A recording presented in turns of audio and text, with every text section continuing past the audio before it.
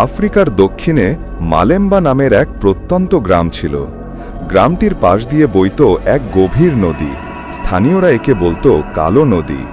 সূর্য অস্ত গেলে নদীটা কালো আয়নার মতো হয়ে যেত, আর কেউ সাহস করত না তার ধারে যেতে, কারণ সবাই জানত সেখানে রাতে আত্মারা জেগে ওঠে। গ্রামের প্রবীণ ব্যক্তি বুড়ো জাম্বু প্রায়ই বলতো, কালো নদীর জলে কেবল মাছ সাঁতার কাটে না, আত্মাও ভেসে বেড়ায়। তবে যুবকরা এসব কথা বিশ্বাস করত না।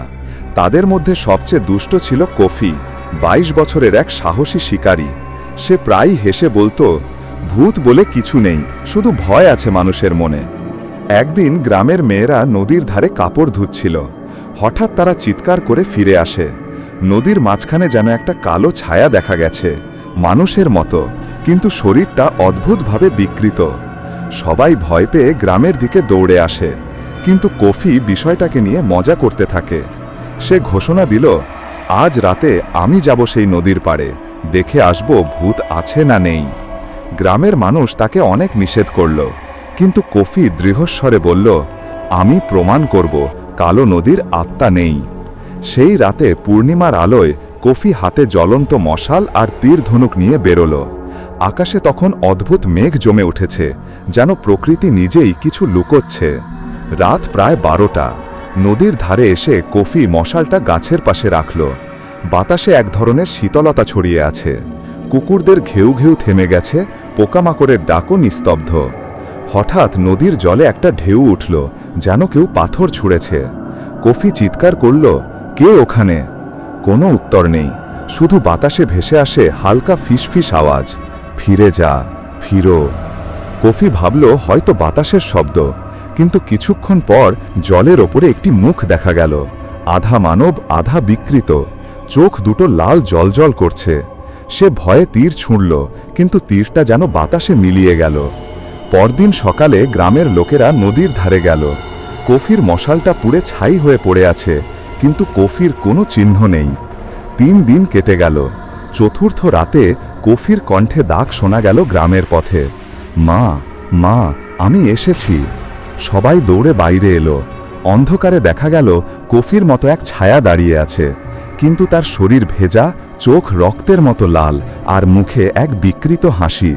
তার মা চিৎকার করে উঠল, এ আমার ছেলে না, এটা নদীর আত্মা। বুড়ো জাম্বু তাড়াতাড়ি তাবিজ দোয়া নিয়ে এগিয়ে গেল। সে মাটিতে এক বৃত্ত আঁকল আর উচ্চারণ করল প্রাচীন মন্ত্র, নাঙ্গায়া মাঝি পোয়া রোহ ওভু। অর্থ, হে জলের আত্মা, মন্দ আত্মাকে ফিরিয়ে নাও। মন্ত্রের শব্দে ছায়াটা বিকট চিৎকার করে মিলিয়ে গেল, কিন্তু মাটিতে পড়ে রইল কফির তীর, যা আগুনে লালচে হয়ে জ্বলছিল, যেন অভিশপ্ত। পরের দিন জাম্বু গ্রামের সবাইকে ডেকে বলল, তোমরা জানো না, বহু বছর আগে এই নদীতে এক শিকারী তার বন্ধুকে হত্যা করেছিল সোনার লোভে। বন্ধুর মৃতদেহ নদীতে ফেলা হয়েছিল। সেই আত্মাই এখন কালো নদীতে ঘুরে বেড়ায়। লোকজন বিস্মিত হল। জাম্বু বলল, প্রতি 100 বছরে একবার সে নতুন শরীর খোঁজে। এবার তার পছন্দ পড়েছে কফির ওপর। সেই থেকে গ্রামের মানুষ কালো নদীর ধারে যেতে ভয় পেতে লাগল। সূর্য অস্ত গেলে নদীর পার শুনশান হয়ে যেত। 1 বছর পর আবার পূর্ণিমা এলো। কফির মা, এখন প্রায় পাগল, বলল যে তার ছেলের আত্মা এখনো নদীর পাশে কাঁদে। রাতের বেলায় সে কাঁথা জড়িয়ে নদীর ধারে গেল। সেখানে সত্যি এক ভেজা ছায়া বসে কাঁদছে। মা, শব্দটা আসছে তার ছেলের গলায়। মা ছুটে গিয়ে ছেলেকে জড়িয়ে ধরতে চাইল, কিন্তু হঠাৎ ঠান্ডা জলের ঢেউ এসে দুজনকেই ভিজিয়ে দিল। ভোরে দেখা গেল নদীর তীরে কেবল একটা কাপড় পরে আছে। মা আর কফি, কেউ নেই। বছর ঘুরে যায়, নতুন প্রজন্ম বড় হয়, কিন্তু মালেম্বা গ্রামের লোকেরা এখনো রাতে নদীর দিকে তাকায় না। তারা বলে, যখন চাঁদ পূর্ণ হয়, নদীর জলে মায়ের আর ছেলের ছায়া দেখা যায়। তারা কাঁদে, ডাকে, আর যে শোনে সে পরের শিকার। বুড়ো জাম্বু এখন নেই, কিন্তু তার কথাগুলো দেয়ালে ঝুলে আছে। ভয়কে তুচ্ছ করো না, কারণ ভয়ই আত্মার সতর্কবাণী। লোভ, অবিশ্বাস আর অহংকার মানুষকে ধ্বংস করে। প্রকৃতির যে জিনিসকে আমরা ভয় বলি, সেটিই হয়তো আমাদের রক্ষা করছে।